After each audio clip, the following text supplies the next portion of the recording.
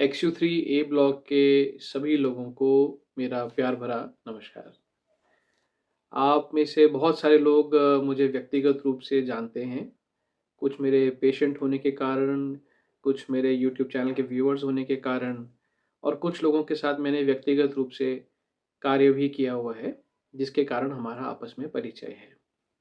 जो लोग मुझे पहली बार देख रहे हैं या सुन रहे हैं, मैं उनको अपना परिचय देना चाहता हूँ। मेरा नाम डॉक्टर पीयूष करोली है। मैं मकान संख्या 69 ए ब्लॉक XU3 का निवासी हूँ। मेरे पास ये मकान अलॉटमेंट के टाइम से हैं, यानी कि मैं यहाँ का एक ओरिजिनल अलॉटी हूँ और मैंने XU3 ए ब्लॉक का डेवलपमेंट तब से देखा हुआ है, जब यहाँ मिट्टी ही मिट्टी हुआ करती थी। ये भी नहीं मालूम होता था कि किसका मकान कौन-सा है, मकान संख्या तक नहीं लिखी हुई थी। तो वहाँ से लेके यहाँ तक का सफ़र काफ़ी लंबा और रोचक रहा है। बहुत सारा कार्य किया गया है, जो लोग शुरू में सेक्टर में रहने के लिए आए थे उनके द्वारा भी और उसके बाद जो लोग धीरे-धीरे जुड़ते चले गए उनके द्वारा भी। सभी लोगों के सामूहिक प्रयास के कारण ही आज आप ए ब्लॉक सेक्टर का ये रूप देख रहे हैं। अगर मैं पुराने कुछ फ़ोटोज़ आपके साथ शेयर करूँ या वीडियोज़ शेयर करूँ तो आप शायद भरोसा ही नहीं कर पाएँगे कि यहाँ पर ये भी कभी स्थिति हुआ करती थी। जगह-जगह पे साँप निकला करते थे। विष कोपरा का डर बताया जाता था कि विष कोपरा काट लेगा तो तुरंत मृत्यु हो जाएगी। इंटरनेट के नाम पे यहाँ कोई केबल नहीं थी, कोई आईजीएल कनेक्शन नहीं था, कोई एसटीपी प्लांट चालू नहीं था और गिनी-चुनी सड़कें थी उस टाइम पे। कहने का मतलब ये है कि सेक्टर का हाल बहुत ख़राब था। जैसे कि बहुत सारे लोग अभी भी सेक्टर में नहीं रहते हैं, उसी तरीके से मैं भी सेक्टर में 2020 से पहले नहीं रहता था। हालाँकि मकान मेरे पास काफ़ी समय से था और जैसे बहुत सारे लोग व्हाट्सऐप को ही एक ऑथेंटिकेशन प्रूफ मानकर जजमेंट बना लेते हैं, उसी तरीके से मैं भी आप ही की तरह से व्हाट्सऐप को ही सच मानता था, क्योंकि यहाँ तक आना, उसके लिए गाड़ी निकालना, यहाँ आना, सब चीज़ों से मिलना और आप यहाँ आओगे भी तो 2-4 लोगों से मिल के चले जाओगे, जिसमें कि जजमेंट पूरा आपका बन नहीं पाएगा। तो उसी तरीके से मैं भी आप ही के तरीके से एक व्हाट्सएप का ही मेरा माध्यम था, जिसके माध्यम से मैं ये समझता था कि ब्लॉक में काफ़ी काम हो रहा है और बहुत सारे लोग हैं, बड़ी ज़िम्मेदारी के साथ काम कर रहे हैं और उसी इम्प्रेशन में कुछ लोग अच्छे मैंने मान लिए और जो उनका विरोध करने वाले लोग थे, वो मैंने खराब मान लिए। तो ये गलती मैंने भी करी है। बट 2020 में तकरीबन अगस्त 2020 में ये मूवमेंट मुझे लगा कि आवश्यक होनी चाहिए, क्योंकि मैं खुद भी यहाँ रहने के लिए आ रहा था और मेरा अपना स्वार्थ था कि अगर हम जहाँ रहने जा रहे हैं वहाँ पे पर्याप्त सुविधाएं नहीं होंगी, पर्याप्त सुरक्षा नहीं होगी, तो मैं और मेरा परिवार दिल्ली जैसी जगह से छोड़कर यहाँ क्यों आएँगे? और आने के बाद यदि कोई दुर्घटना हो गई तो उसके लिए क्या हम अपने आप को कभी क्षमा कर पाएँगे?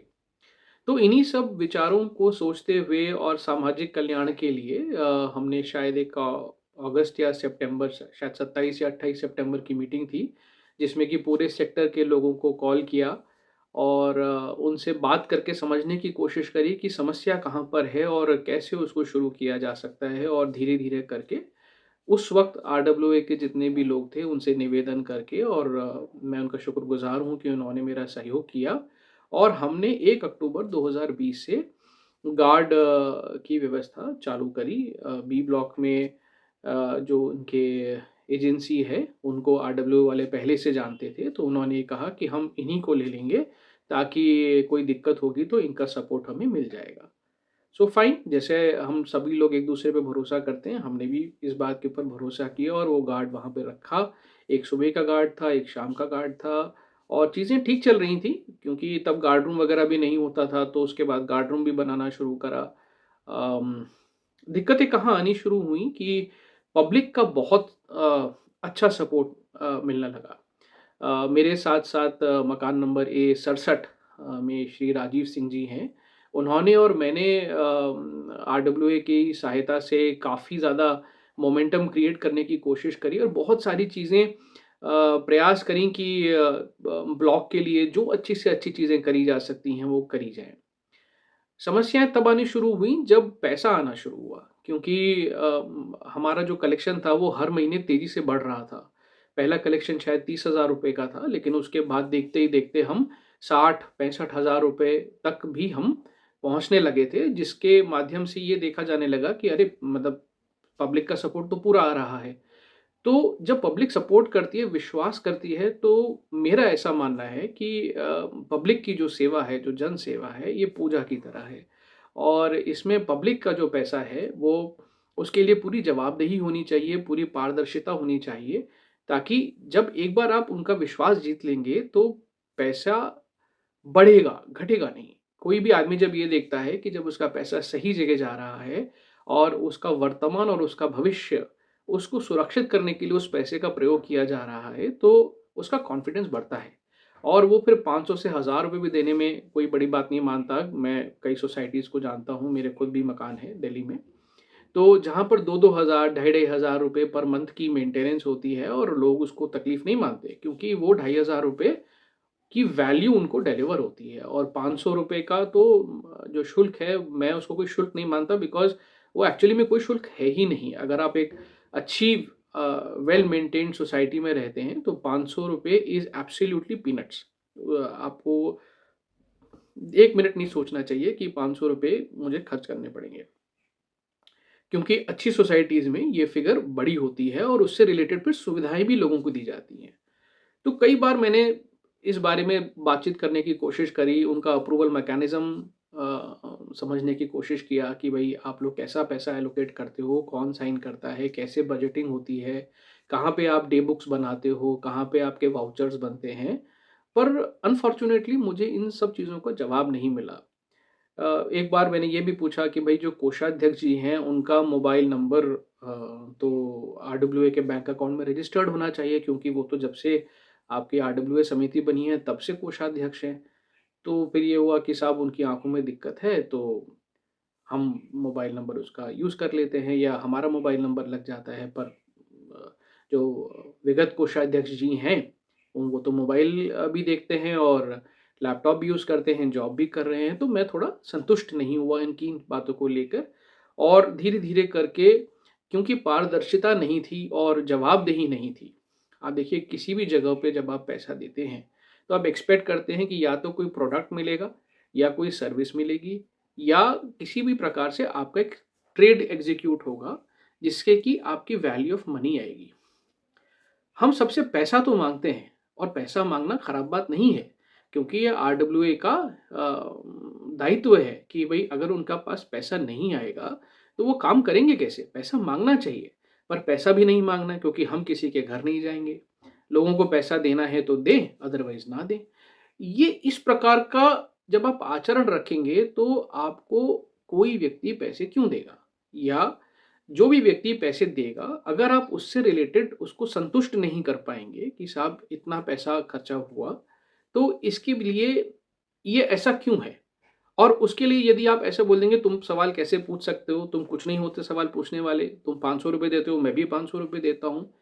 ये चीज़ नहीं समझ में आती। क्यों? क्योंकि पहली बात, वो पब्लिक पैसा किसी एक व्यक्ति का नहीं है, वो समाज का पैसा है।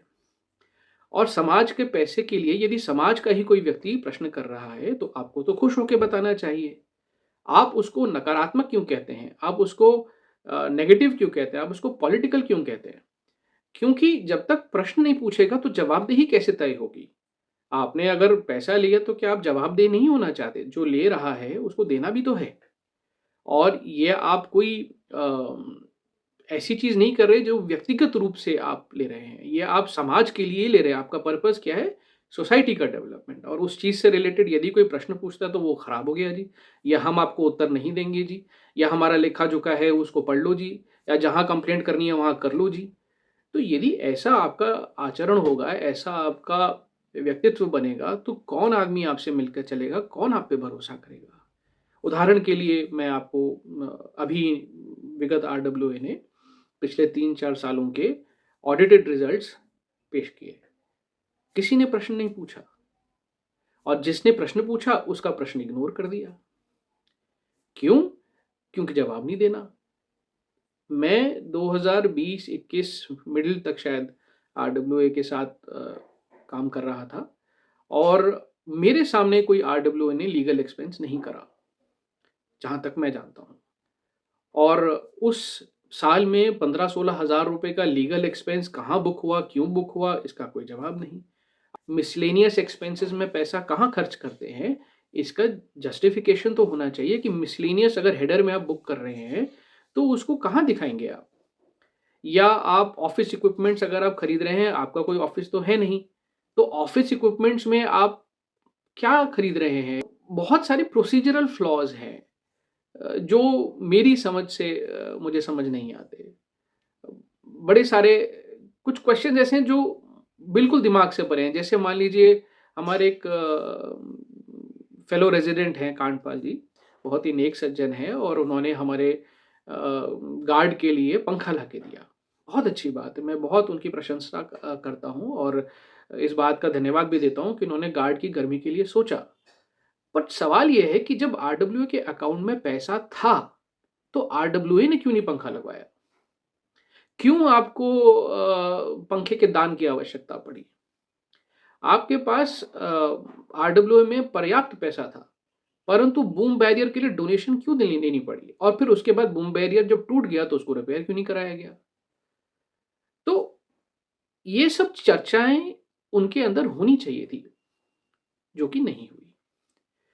हमारे एक बहुत ही रिस्पेक्टेड मेंबर थे पहले, श्री राजेश शर्मा जी, A57, जो कि अब गिरीश जी ने ले लिया है। उन्होंने एक प्रश्न पूछा था। उन्होंने एक प्रश्न ये पूछा था कि आरडब्ल्यूए में 11 सदस्यों की नामित टीम होती है, जैसे कि आप इस इलेक्शन में देख रहे हैं। आपके पास 5 या 6 लोग हैं। 5 पोज़ीशन वेकेंट पड़ी हुई हैं, रिक्त पड़ी हुई हैं। आप उनको जोड़कर अपनी टीम बड़ी क्यों नहीं करते? कोई जवाब नहीं। जबकि नए लोगों के आने से जो सेक्टर में लोग बढ़ रहे थे, उन लोगों को यदि वो अपने साथ जोड़ लेते, तो आरडब्ल्यूए का काम आसान होता या मुश्किल? सेक्टर में यदि भागीदारी करने वाले लोग बढ़ते हैं, तो वो सेक्टर के लिए काम करेंगे ना। हमारे एक और मित्र हैं, उन्होंने कई बार गार्ड को लेके प्रश्न उठाए कि भाई एंट्री नहीं करता, लोगों को आने जाने के लिए असुविधा होती है, या कम से कम ये तो मालूम चले कौन आ रहा है कौन जा रहा है। तो ठीक है जी, नोट कर ली, कंप्लेंट रजिस्टर में लिख दिया, मिनट्स ऑफ मीटिंग में लिख दिया, कार्यवाही जीरो। तो इस प्रकार से यदि आप आरडब्ल्यूए को संचालित करेंगे, तो जो पहले होता आया है, आगे कैसे नहीं होगा? अभी आप देखिए कि पैनल 2 जो कि अब इलेक्शन में खड़ा हो रहा है, ये इलेक्शन कराने की ज़रूरत ही क्यों पड़ी? जब आप पिछले 5 साल से चले आ रहे थे, तो ये आपका खुद ही दायित्व था कि इलेक्शन कराना चाहिए था जब आपका टेन्योर खत्म हो जाए। और यदि आपने कार्य करा है, तो वो कार्य करके दोबारा इलेक्ट होके वापस आइए। कौन रोक रहा था आपको? आपने क्यों नहीं इलेक्शन कराए? और ये भी मैं आपको तब बता रहा हूँ, जब आपकी अपनी आरडब्ल्यूए के लोग ये कह रहे हैं कि इलेक्शन करवाओ, तब भी आरडब्ल्यूए के कुछ लोग इलेक्शन नहीं करवा रहे। माने आपस में ही विरोधाभास है। आधे लोग कह रहे हैं इलेक्शन कराओ, आधे लोग कह रहे हैं इलेक्शन नहीं कराएंगे, या कराएंगे भी तो सर्वसम्मति से, भाई निर्विरोध चुन लिए गए। अरे जब आपने इलेक्शन ही नहीं करा, लोगों तक पहुंचे ही नहीं, तो कैसे, किस बात का इलेक्शन? क्या 40-50 लोगों की आरडब्ल्यूए 405 लोगों का प्रतिनिधित्व कर सकती है? ये प्रश्न अपने आप में पूछने वाला नहीं है। बट सवाल तो पूछ नहीं सकते, या सवाल पूछेंगे तो जवाब नहीं देंगे, या जहां कंप्लेंट करनी है तो कर दो। ऐसे ही सामाजिक संस्थाएं नहीं चला करती। सामाजिक संस्थाएं में ये लोकतंत्र है, यहाँ पर आपको लोगों के लिए काम करना पड़ेगा, तभी लोग आपको वोट करेंगे। अगर आज मैं किसी मरीज का इलाज सही नहीं करूं, या मैं उसको उसके प्रश्नों का जवाब नहीं दूं, तो क्या वो मुझसे अपना इलाज करवाएगा? नहीं। और इसके अलावा ऐसी बहुत सारी बातें हैं जो कि मैं उन लोगों के लिए भी कहूंगा जो कि आरडब्ल्यूए के शुरू से जुड़े रहे हैं। देखिए, व्यक्तिगत मित्रताएं अलग होती हैं और सामाजिक जिम्मेदारियां अलग होती हैं।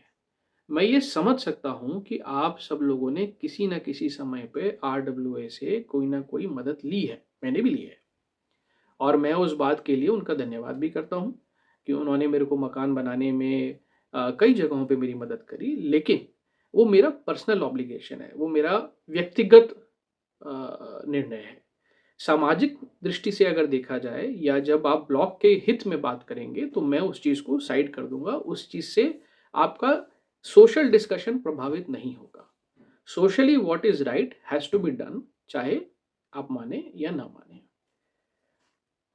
खैर, पुरानी बातें छोड़ते हैं। बहुत समय तक आरडब्ल्यूए के साथ जब कुछ नहीं हो पाया, तो हमने व्यक्तिगत रूप से कुछ लोगों ने मिल-जुल कर सोसाइटी में कल्चरल एक्टिविटीज़ की शुरुआत करी। यहाँ पर इंडिपेंडेंस डे भी मनाया गया, जन्माष्टमी भी मनाई गई, बच्चों के लिए स्पोर्ट्स डे भी किया गया, क्रिसमस कार्निवल भी बनाया गया, जहाँ पर तत्कालीन कुछ लोगों द्वारा कहा गया कि भाई ये ना मज़ाक उड़ाया गया।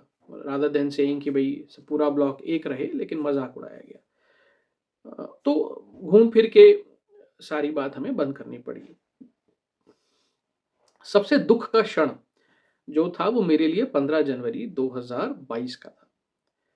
वो इसलिए क्योंकि दिसंबर 2021 में आरडब्ल्यूए ने ये डिक्लेयर कर दिया था कि हम गार्ड हटा रहे हैं, हम गार्ड नहीं रखेंगे। पर स्वाति शर्मा जी जो A50 से हैं, जिनके हस्बैंड सनी भारद्वाज जी भी सिलेक्शन में खड़े हो रहे हैं, उन्होंने रिक्वेस्ट किया कि नहीं, गार्ड नहीं हटाना चाहिए। तो हमने एक सर्वे कंडक्ट करा कि भाई आपका क्या विचार है और कैसे गार्ड को रखना चाहिए, क्या-क्या इम्पोर्टेंस होनी चाहिए। तो जो जनता का मत था, वो हमारे फ़ेवर में आया। हालाँकि उस वक़्त भी लोगों ने उसको बहुत अपोज़ करा कि नहीं, गाय कर रही हैं सेक्टर का सर्वे, या उस सेक्टर में पार्टिसिपेट नहीं करने के लिए लोगों ने प्रेरित करा। जैसे आज इलेक्शन में तो सब लोगों को बोला जा रहा है कि भाई पार्टिसिपेट करिए। लेकिन उस समय का जो दृष्टिकोण था वो ये था कि सर्वे को मत भरो, माने जनता की राय मत लो। तब भी आई थिंक 77 या 78 लोगों ने उस सर्वे में पार्टिसिपेट किया था और हमारे पास ईमेल मैंडेट्स आए कि भाई मैं अपना पैसा आपको दूंगा और आप जो है गार्ड को रखिए। तो हमने गार्ड की व्यवस्था को बहाल किया और व्यक्तिगत खर्चे से उसको शुरुआत करी। और उसके बाद जो भी थोड़ा बहुत जनता का पैसा है, जिसे आज लोग कहते हैं कि भाई, उनकी जानकारी के लिए मैं बता दूं कि इसके प्रॉपर ऑथेंटिकेशन है, सपोर्ट है, लोगों के लिखित में हस्ताक्षर हैं। जब बैरिकेड लगाने की समस्या जब लगाया जा रहा था, तो उस वक्त बैरिकेड का खर्चा मैं आपको बता दूं, शायद बांस का बैरिकेड लगाने की प्लानिंग थी, क्योंकि उस वक्त पैसे नहीं थे। तो 610 रुपये का खर्चा कुछ आया था, जो कि आपस में लोगों ने बांटा था। लेकिन दिक्कत कहाँ आई थी कि बैरिकेड लगाते वक्त सभी आरडब्ल्यू के लोग जिन्होंने गार्ड हटाया था, वो वहाँ खड़े हो गए, गाली गलौच हुई और एक दूसरे को मारने के लिए लोगों ने ईंटें उठाई, पत्थर उठाए, डंडे उठाए। और ईश्वर की कृपा से उस दिन किसी तरीके से वो घटना टल गई, नहीं तो बहुत खून खराबा हो सकता था और लोगों को चोट लग सकती थी और सेक्टर का नाम बहुत खराब हो सकता था। मैं ये नहीं कहता कि किसी को या किसी का विरोध करना खराब है। विरोध करिए, जनतंत्र है, लोकतंत्र है और आपका पूरा अधिकार है प्रश्न पूछने का, चाहे कोई भी हो, और उसको संतुष्ट करिए। परंतु बिलो द बेल्ट जानना या असभ्य तरीके से व्यवहार करना या दूसरे लोगों को ऊंचा नीचा गाली गलौज या स्वर तेज करके बात करना, ये कहाँ का आचरण है। आप एक ऐसे सेक्टर में बैठे हैं जहाँ पर पढ़े लिखे लोग हैं, आईएएस ऑफिसर्स यहाँ रहते हैं, डॉक्टर्स रहते हैं, प्रोफेसर्स रहते हैं, आप गाली गलौज करके संबोधन करते हैं। आप किसी भी आरडब्ल्यू मीटिंग में चले जाइए, एक जगह फिक्स्ड है कि साहब यही मीटिंग होगी। क्यों भाई, आरडब्ल्यू का दफ्तर A267 है, वहाँ करिए मीटिंग, या किसी पब्लिक जगह करिए मीटिंग। या अगर लोग कह रहे हैं कि जगह बदलिए, तो नहीं साहब, जगह नहीं बदलेंगे जी, गलती का बोध तो वहीं होगा। तो ये किस प्रकार का आचरण है। आप जनता की नहीं सुनेंगे तो जनता आपकी कैसे सुनेगी। लोग कहते हैं साहब अब जो इलेक्शन आ रहा है उसमें इसका सफाया हो जाएगा, उसका सफाया हो जाएगा। अरे आपके पास राइटिंग ऑन द वॉल है। आपकी खुद की मेंटेनेंस अगर 8,000 रुपये रह गई है, तो केवल 16 लोग हैं जो इस वक्त आपको सपोर्ट कर रहे हैं। 160 में से 16 लोग, क्या जो भी आपके कलेक्शन है, आप उनको, आप बजाय ये चेक करने के कि वो लोग क्यों आपको मेंटेनेंस देना बंद कर गए या आपने उनकी समस्याओं का समाधान किया या नहीं करा, आप उनको पब्लिक प्लेटफॉर्म पे नीचा दिखाते हैं। फ्री की सेवाएं ले रहे हैं। कौन सी फ्री की सेवा? कौन सी सिक्योरिटी की आप बात करते हैं? लोगों के घर में चोरियां हो रही हैं, आप इसे सिक्योरिटी कहते हैं? आपके किसी रजिस्टर में ये कहीं एंट्री नहीं थी, कौन आया कौन गया, कहीं कोई रिकॉर्ड नहीं। किस सुविधा की आप बात करते हैं? इन बातों को सोचना और इनको समझना, चाहे वो पैनल 1 हो या पैनल 2, ये बहुत जरूरी है। केवल इसलिए वोट नहीं करना है कि मैं किसी दोस्त को वोट कर रहा हूं या साहब मेरी फलाना समय पे मदद करी गई है, मैं उसके लिए वोट कर रहा हूं। ये वोट आप खुद के लिए कर रहे हैं, क्योंकि जहां आप रहते हैं वहां से आपकी पहचान है। मेरे पास अक्सर मरीज आते हैं, बहुत दूर दूर से मरीज आते हैं और कहते हैं डॉक्टर साहब जंगल में मकान ले रखा है। मैं क्या जवाब दूं? मेरी सोसाइटी ने क्या जवाब दिया है या क्या किया है मेरे लिए? मैंने कितनी बार ये कहा कि आरडब्ल्यूए को एक कमेटी बनानी चाहिए और सीईओ जीएनआईडीए के साथ मिलना चाहिए और अपने मुद्दे टेबल पे रखने चाहिए ताकि आप अपना उन सब काम को करा पाए। पर नहीं साहब, दूसरे व्यक्ति को नीचा दिखाने में क्या मिलता है आपको? किसी को विकास पुरुष कहेंगे, किसी को बोलेंगे मुफ्त की खाने आते हैं, कभी ये समझते हैं कि खीर पक गई है तो जी खीर खाने आ गए हैं। क्या मानसिकता है ये? और ऐसी मानसिकता क्यों है? आपको क्यों लगता है कि दूसरा आदमी जो आपके पास आ रहा है वो किसी स्वार्थ के लिए आ रहा है? उसका स्वार्थ है, उसका स्वार्थ बिल्कुल है। उसका स्वार्थ ये है कि उसका घर एक अच्छी लोकेलिटी में हो भाई। और पब्लिक का पैसा है, सबको मालूम है कि पब्लिक का पैसा अगर मिसयूज करेंगे तो आपको जेल हो सकती है। अगर सोसाइटी के लोग आमादा हो गए तो पब्लिक फंड के दुरुपयोग में ना केवल आप जेल जा सकते हैं, आप पे कानूनी कार्रवाई की जा सकती है, बहुत कुछ आपके खिलाफ किया जा सकता है। लेकिन भगवान मालिक है। इन सब चीजों को सोचिए, समझिए कि 2024 में हम खड़े हैं जहां देश पूरी प्रगति के राह पर है। हमारे कॉलोनी की नालियों का प्लास्टर तक नहीं हुआ है। इस स्थिति का जिम्मेदार कौन है? अभी भी बहुत सारी जगहों पे मेंटेनेंस होनी बाकी है, फेंसिंग होनी चाहिए, बहुत सारे कार्य होने चाहिए जिनके एजेंडा पे कभी डिस्कशन चर्चा होती ही नहीं है। बहुत समय से हम चर्चा करे आ रहे हैं, स्टिकर लगाएंगे, स्टिकर लगाएंगे, स्टिकर लगाएंगे, स्टिकर लगाएंगे, आज तक तो है नहीं। या ये सभी कार्य तभी संभव है जब आप सबको साथ लेके चले। किसी को नीचा दिखाने से कुछ नहीं होगा। मैं हमेशा बोलता हूं कि दूसरे की लकीर छोटी मत करो, अपनी लकीर लंबी करो। इतना कद बढ़ाओ, इतना कद बढ़ाओ कि सामने वाला व्यक्ति अपने आप छोटा है। आप इतना काम कीजिए, इतना काम कीजिए कि लोग आपके अलावा किसी को देखे ही नहीं। क्यों? क्योंकि वो आपके ऊपर भरोसा करते हैं। वो आपके ऊपर ना केवल साइकोलॉजिकल रूप से भरोसा करते हैं, वो आपको अपना पैसा भी देते हैं, अपनी मेहनत की कमाई देते हैं। किसी भी व्यक्ति के लिए 500 रुपए देना, वो भी तब जबकि वो उसको नहीं लग रहा डायरेक्टली, बड़ी बात होती है। साल का 6,000 रुपया होता है। साल का 6,000 रुपये में वो कहीं एफडी ले सकता है, कोई शेयर ले सकता है, कोई और सर्विस ले सकता है जिसका उसका व्यक्तिगत रूप से भला हो। तो कोई भी संस्था हो, चाहे वो आरडब्ल्यूए हो या डॉक्टर्स एसोसिएशन हो या वकीलों की एसोसिएशन हो या सीए की एसोसिएशन हो, उनको अपने मेंबर्स का ख्याल रखना चाहिए। यदि आप उनका ख्याल नहीं रखेंगे तो वो आपका ख्याल कैसे रखेंगे?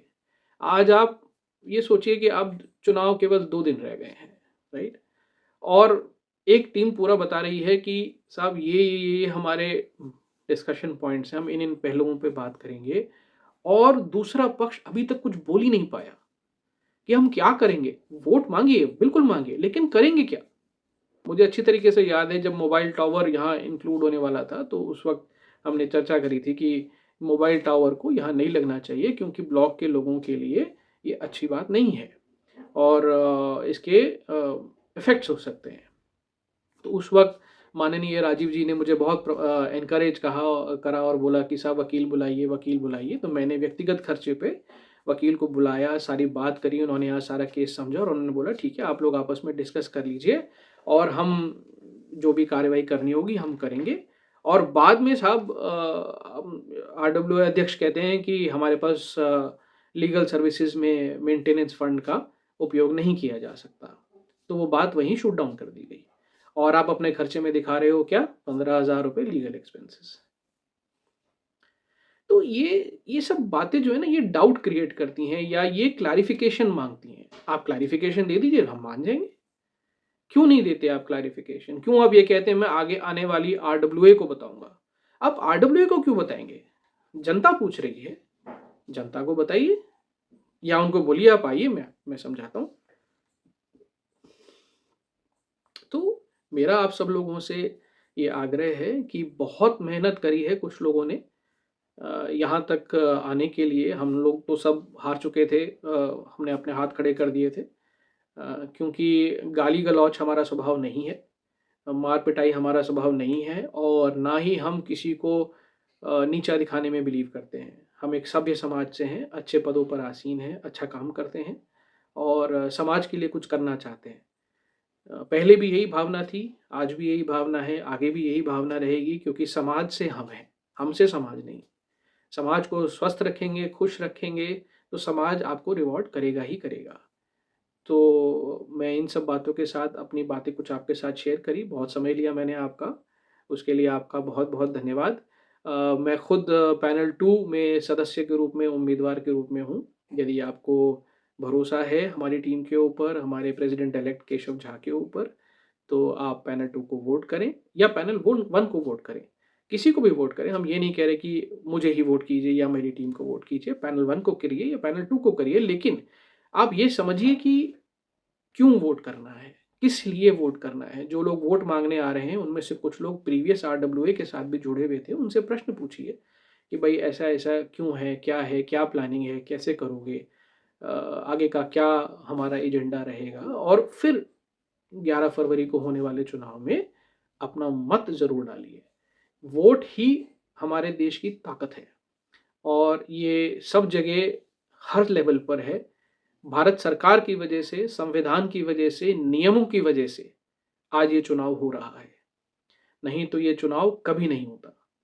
तो उन सभी लोगों को बहुत बहुत बधाई, आभार कि उन्होंने सेक्टर के लिए इस कठिन समय को पार करा, सभी को ये मौका दिया कि वो अपना चुनाव करें और चुनाव मुद्दों पर करें, लोगों पे नहीं। आपकी सबसे व्यक्तिगत मित्रता हो सकती है, भाई बंधुवाद हो सकता है, उसमें कोई बुराई नहीं। अपना पर्सनल रिलेशन मत खराब करिएगा। किसी भी के कहने पे भी कोई उकसाए तो किसी के लिए गलत बोलने से पहले 2 मिनट सोचिएगा और फिर सोच समझ के ब्लॉक के हित में, अपने परिवार के हित में, अपने हित में, आपके आने वाले भविष्य के हित में वोट करिएगा। तब तक के लिए आपका बहुत बहुत आभार। 11 फरवरी 2024 को आपसे फिर मुलाकात होगी। मैं डॉक्टर पीयूष करौली आप सबको बहुत बहुत प्रणाम, बहुत बहुत साधुवाद, बहुत सा प्रेम। जय हिंद, जय भारत। नमस्कार।